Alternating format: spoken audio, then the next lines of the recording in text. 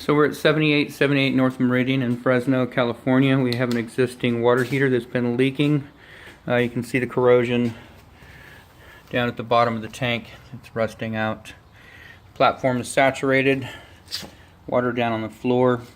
It is a galvanized steel platform. Looks like there might be a little bit of corrosion on it. It doesn't look like it needs to be rebuilt at this point. However, once I get this off of here, if I see any further corrosion on the platform, then I will give you an idea of what we need to do here. As you can see, it looks like it might be okay. This is a state water heater. It is a 40-gallon, as you can see right there, 40. So we'll get a 40-gallon replacement tank.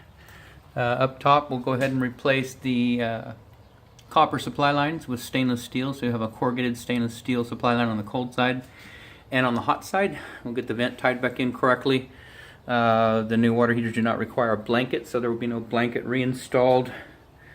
And I believe that is it. These two adjustable straps will be reinstalled as well, as long as they're fastened correctly back here, and we'll take care of that. Take a look at it and make sure it's installed correctly. Beyond that, everything else will stay the same. So we've got a quoted price of $12.50. It'll remain at $12.50 to get that 40-gallon water heater installed. It's a Bradford White. What I'll do is go ahead and get your email address from you and get a contract sent out to you. You can digitally sign it and get it back to me. It's required any project over $500. Additionally, I'll send you out an invoice from Square Processing Company for the $12.50. That invoice will be due for the entire amount of $12.50 once you receive it. Once I get that information back from you, the contract signed and the payment, I'll go ahead and get this installed for you. I'm available today and tomorrow, so it's up to you when you want me to install that.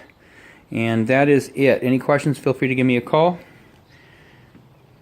at 559-940-0890. Thank you.